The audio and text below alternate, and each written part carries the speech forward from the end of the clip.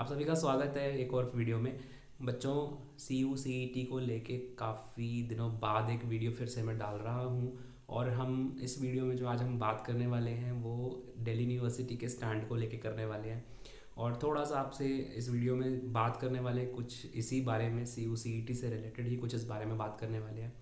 जैसे कि आप जानते हैं कि पूरे इंडिया में 54 सेंट्रल यूनिवर्सिटीज़ हैं जिनका इनटेक जो है वो इस साल से यानी 2022 से जो अब एडमिशन होंगे वो अब एक एंट्रेंस एग्ज़ाम के थ्रू होंगे। ठीक है, ये बात कंफर्म्ड है। मतलब 12th क्लास के मार्क्स की अब सिर्फ इतनी ही इंपॉर्टेंस है कि आप बच्चों को एक थ्रेशोल्ड मिलता है कि इतने मिनिमम आपको मार्क्स आने आपके ज़रूरी हैं और उसके बाद में आप एंट्रेंस एग्ज़ाम जो है वो दे पाओगे।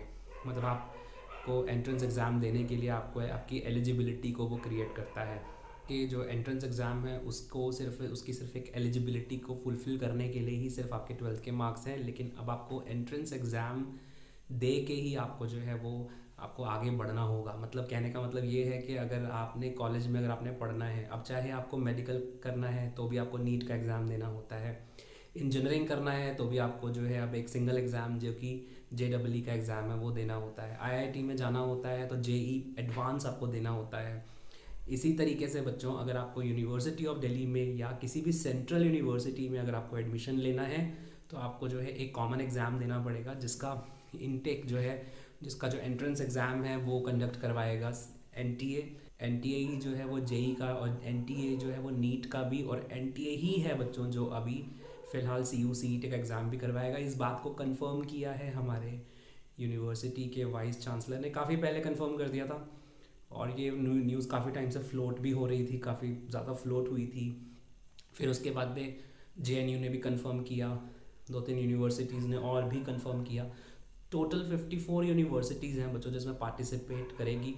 हो सकता है कोई 2-3 यूनिवर्सिटीज़ इसमें पार्टिसिपेट ना करें किसी टेक्निकल रीज़न से, but university of Delhi participate कर रही है जो कि इंडिया की सबसे बड़ी, एक तरह से देखा जाए तो, क्योंकि सेंटर हमारे कैपिटल की यूनिवर्सिटी है और एक बड़ा ही जो है वो इम्पॉर्टेंट रोल अपना प्ले करती है। आई मीन, अगर मान लीजिए यूनिवर्सिटी ऑफ दिल्ली अगर कहती है कि आपको एडमिशन करना है, अगर हम कर रहे हैं एडमिशन इस एग्ज़ाम के थ्रू, तो बाकी जो यूनिवर्सिटीज़ होती हैं, बाकी जो सेंट्रल यूनिवर्सिटीज़ हैं, उन पे भी कहीं ना कहीं एक प्रेशर बन जाता है कि इनको भी ये करना ही होगा। मतलब एक तरह से ये प्रेशर तो क्रिएट होता है।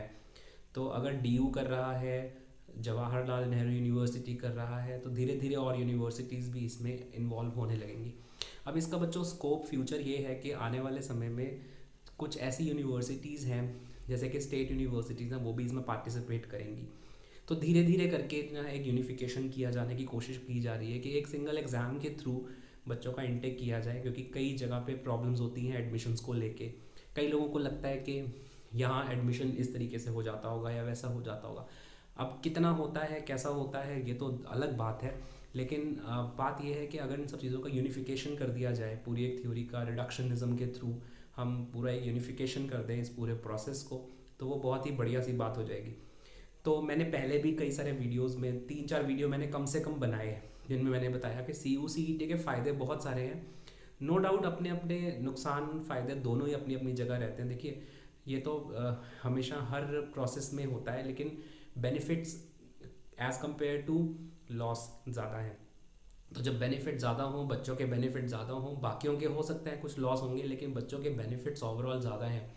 12th क्लास के मार्क्स के बेसिस पे 99.9% वाले बच्चे बहुत ज़्यादा हैं कि बच्चा जो है इतने हाई परसेंटेज लाने के बाद भी एडमिशन नहीं ले पाता है।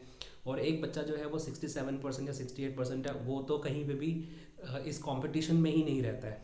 तो ऐसे बहुत सारे बच्चे हैं जो कंपटीशन में ही नहीं हैं, उन बच्चों को भी इसके अंदर लाने की कोशिश रहेगी इस सिस्टम के थ्रू। तो एडवांटेज अपनी जगह है, डिसएडवांटेज अपनी जगह है, सब कुछ है। बट ये सच है कि ये सिस्टम में होना चाहिए, और अब ये कहने की बात ही नहीं है, अब ये सिस्टम में है। अब सबसे मेन मैं आपसे रूबरू क्यों हो रहा हूँ, मेरा आपसे फेस टू फेस होने का जो पर्पस था वो ये था कि मैं आप लोगों को ये बताना चाह रहा था कि अब आपके पास में राइट टाइम आ गया है कि आप अपनी CU CET की प्रिपरेशन को स्टार्ट करें। ठीक है, और सबसे बड़ा जो क्वेश्चन आता है कि हम CU CET का एग्ज़ाम क्यों दें। तो बच्चों, आपके पास में सिर्फ 3 ही एग्ज़ाम है देने के लिए। अगर मैं 90% बच्चों से बात करूं तो मोस्टली बच्चे जो हैं वो 3 ही सिस्टम में जाने को प्रेफर करते हैं। साइंस के बच्चों के पास में नीट या इंजीनियरिंग का एक ऑप्शन होता है, हालांकि साइंस के बच्चों के पास में CU CET का एक ऑप्शन है अगर आप कॉलेज में पढ़ना चाहते हो। इसके अलावा कॉमर्स के और आर्ट्स के बच्चे जो हैं वो नीट और JEE का एग्ज़ाम नहीं देते हैं, तो उनके लिए CU CET बहुत मेन एग्ज़ाम हो जाता है, ठीक है। तो ऑब्वियसली मैं ये चाहूँगा कि आप सब बच्चे जो हैं वो अपनी प्रिपरेशन अब स्टार्ट कर दें, बिकॉज़ ये राइट टाइम आ चुका है शुरू करने का। और 12th क्लास के जो एग्ज़ाम्स हैं वो भी अब पास आने वाले हैं जल्दी, 2-3-4 महीने में जो भी एग्ज़ाम होगा। और CU CET का मोस्ट प्रोबेबली एग्ज़ाम भी जो है वो मिड ऑफ द ईयर में ही कहीं ना कहीं सेटल होगा, और उसके बाद में आपके पास में टाइम बिल्कुल भी नहीं रहेगा, क्योंकि जनवरी ऑलमोस्ट अब ख़त्म ही होने वाला है समझिए। So you have only somewhere like 4 months for the preparation. अगर आप बोर्ड एग्ज़ाम के लिए भी 1 महीना अलग कर दे तो 3 months for the main effective preparation. और अभी आपको शुरू में समझने में थोड़ा सा समय भी लगेगा, क्योंकि एक नया सब्जेक्ट है, नए टीचर्स हैं।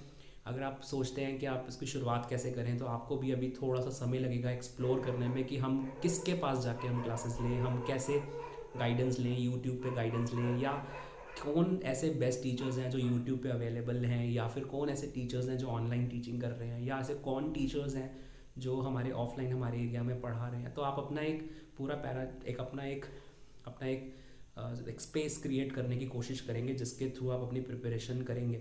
So most probably this is what I think is कि आपके पास में राइट टाइम है अभी प्रिपरेशन शुरू करने का। अगर आप सोच रहे हैं कि नहीं पहले कोई डिक्लेरेशन आ जाए, तो बच्चों आप मान के चलो अगर आपके फेब के मिड में डिक्लेरेशन आता है तो आप फिर अपने अगले कुछ दिन और ख़राब कर दोगे, क्योंकि डिक्लेरेशन आएगा ये कंफर्म है। और आप सभी बच्चे ऑल ओवर इंडिया में जितने भी बच्चों तक मेरी आवाज़ पहुंच रही है वो सभी यूनिवर्सिटी ऑफ दिल्ली में आना चाहते हैं।